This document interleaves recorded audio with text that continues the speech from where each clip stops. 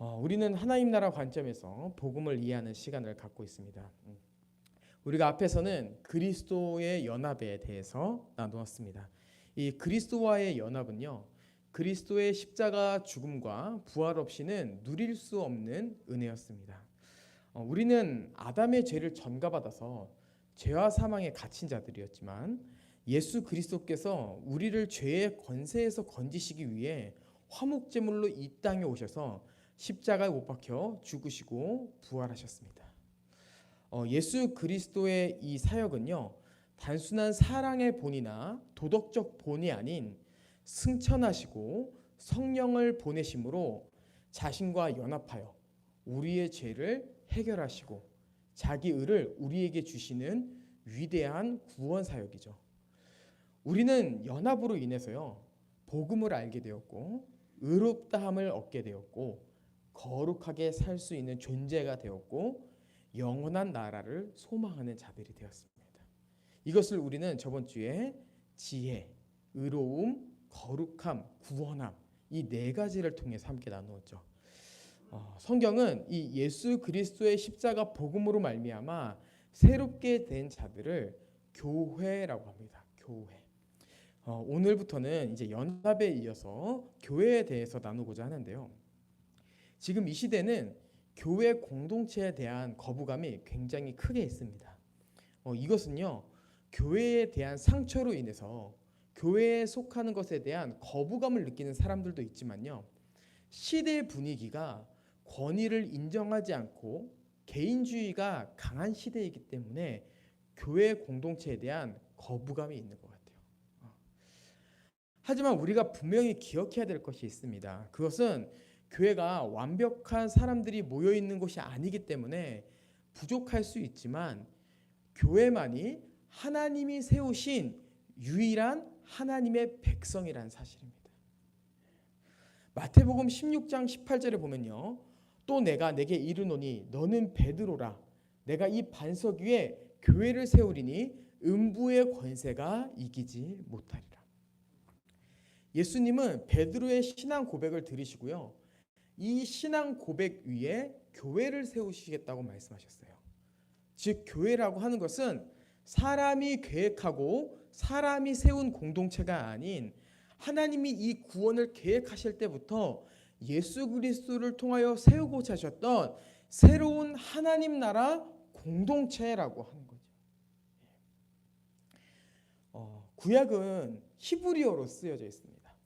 그리고요, 신약은 헬라어로 쓰여져 있어요. 그래서요, 한글로는 같은 단어이지만 구약과 신약은 서로 다른 원어로 쓰여져 있습니다. 근데 구약에서 히브리어로 쓰였는데 하나님 나라 백성을요, 카할이라고 합니다. 카할. 신약은 뭐로 되어 있을까요? 헬라어로 되어 있는데 신약은요, 바로 교회라는 뜻을 가지고 있는 에클레시아라고 되어 있어요. 에클레시아. 우리는 같은 백성이라고 읽지만 성경은 다른 언어로 사용하고 있는데 여기서 구약은 카할이라고 적혀 있으면 신약은 백성을 뜻하는 다른 단어 아니면 개인을 뜻하는 다른 단어를 가지고 와야 되는데 신약은 이 카할의 단어를 번역하여서 교회 공동체라는 말을 뜻하는 에클레시아라는 것을 가져왔다는 거죠. 즉 성경은 하나님 나라 백성이 교회라는 사실을 부정한 적이 없습니다. 어떤 사람은요, 그럼 내가 교회입니다.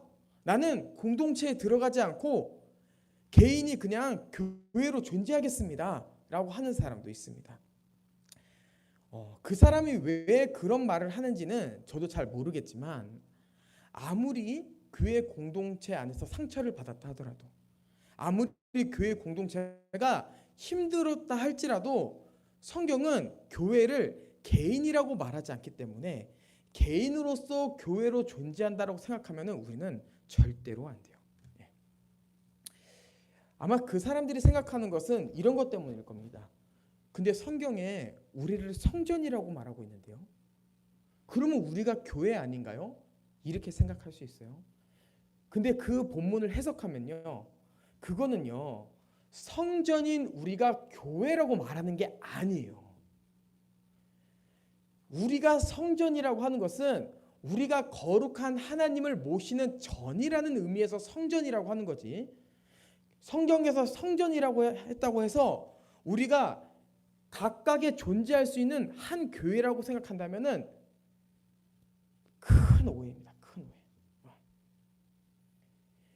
이 장소는 의회나무교회, 곽 집사님은 의교회, 송 집사님은 나교회, 조 집사님은 무교회, 이런 건 없다는 거예요. 한 명 한 명이 교회가 아니에요. 우린 다 떨어져 있으면요 한 몸의 한 지체가 분리된 것이지 절대로 한 교회라고 말하면 안 돼요. 교회 공동체는 회복된 하나님 나라 백성으로서요, 범죄하기 전에 하나님 나라 백성으로 살았던 이 아담과 하와의 모습을 다시 잘 보여줍니다. 아담과 하와가 노동을 통하여 누렸던 보람, 아담과 하와가 동산 나무의 열매를 임의로 먹었던 그 만족감, 아담과 하와가 돕는 배필로서 서로 도우며 누렸던 그 사랑은요 이제 교회 안에 누릴 수 있는 복이 되었어요. 저는 이러한 부분을 읽었을 때요 다시 복음을 처음부터 시작하는 느낌이 들어요. 저희는 항상 복음을 설명할 때 창조부터 얘기하거든요. 창조가 복음의 시작이다 이렇게 얘기하는데요, 교회를 얘기하면요 다시 처음으로 돌아가서 다시 복음을 설명하는 느낌이 듭니다. 왜냐하면요 교회는 이전에 아무것도 없었다가 새로운 형태로 나타난 공동체가 아니라 그 창조 때 나타난 복이 다시 회복되어서 새로운 공동체로 나타난 새 창조의 결과물이기 때문이에요. 그래서 우리는 교회를 설명할 때 반드시 그 창조 때 나타난 에덴 동산의 이야기를 다시 해야 돼요. 그리고 교회가 지금 누리고 있는 복이 가능한 이유는 바로 에덴 동산에서 아담과 하와가 하나님의 주권을 인정했던 것처럼 이 교회가 하나님의 주권을 인정하기 때문에 가능하다 이렇게 얘기해야 되는 거죠. 여러분, 교회가 복된 공동체입니다. 근데 그 복된 것은요 우리 때문에 복된 것이 아니라 모든 주권을 가지고 계신 하나님이 교회에 계시기 때문에 복된 거예요.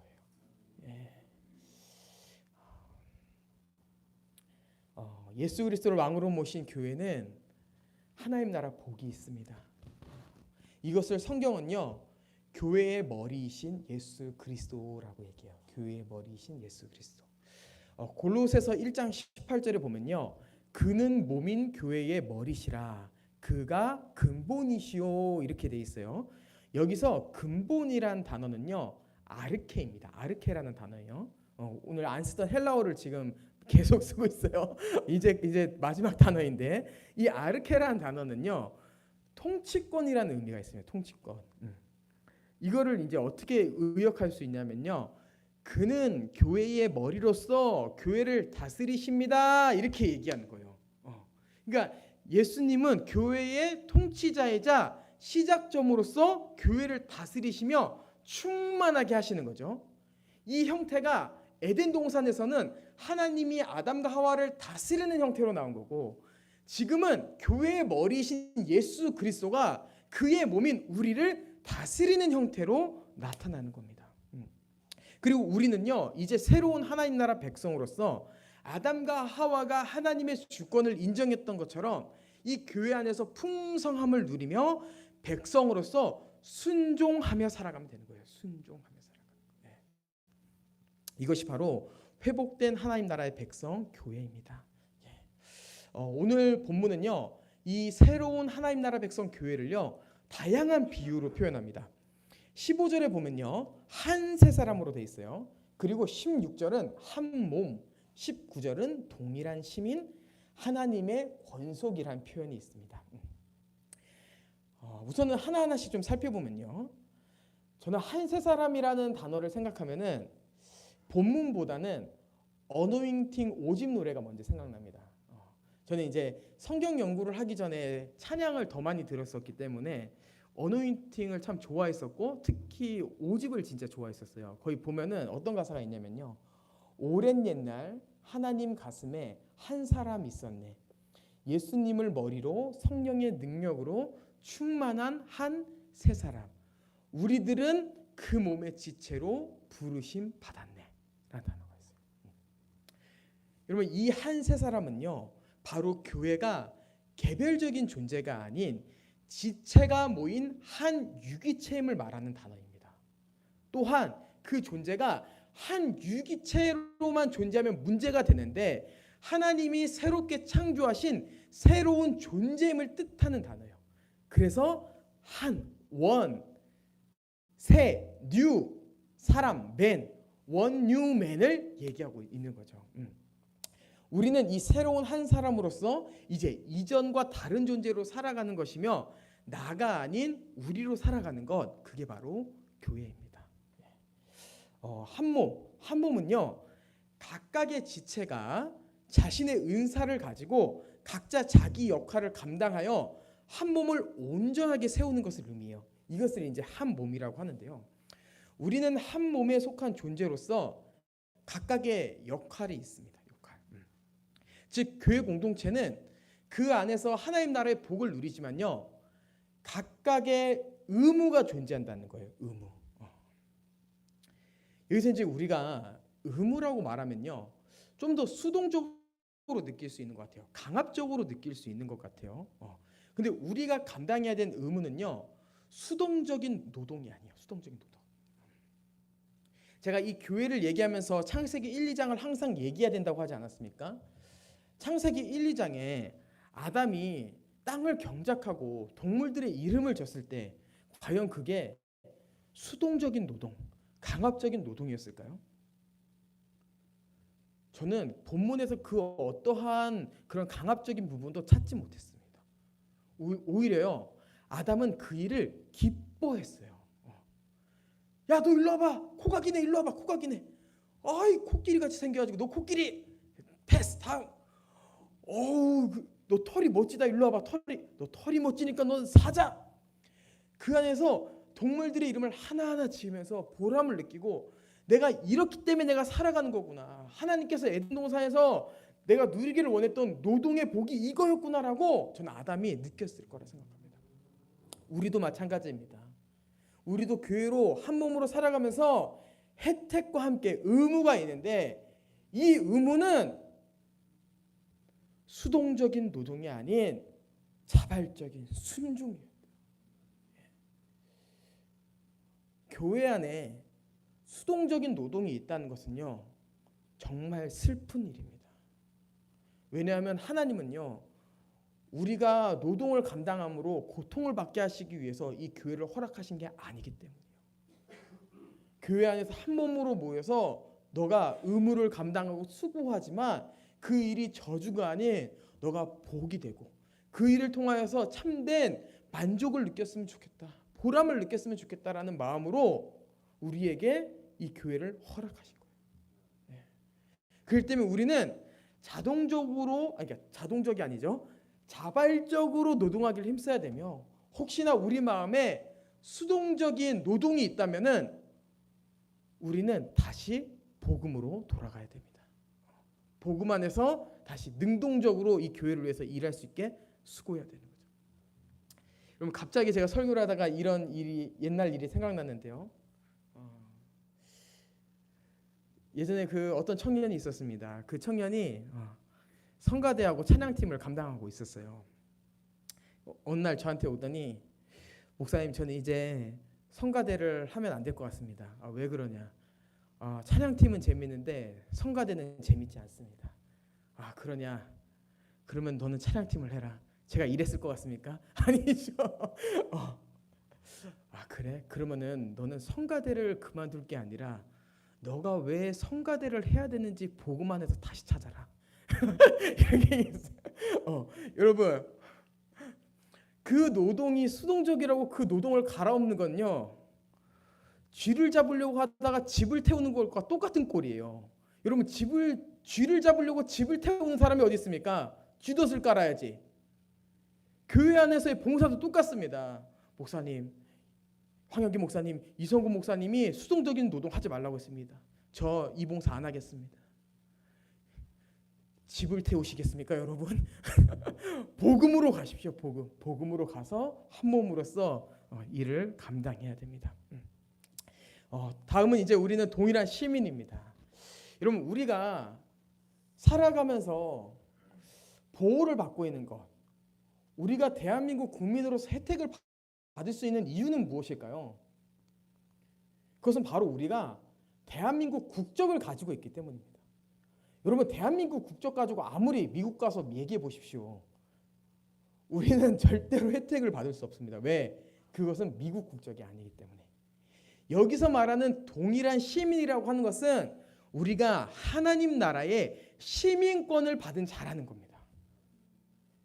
목사님, 이게 왜 중요하죠? 왜 중요하긴요. 우리는 시민권을 가진 자가 아니었으니까 중요한 거죠.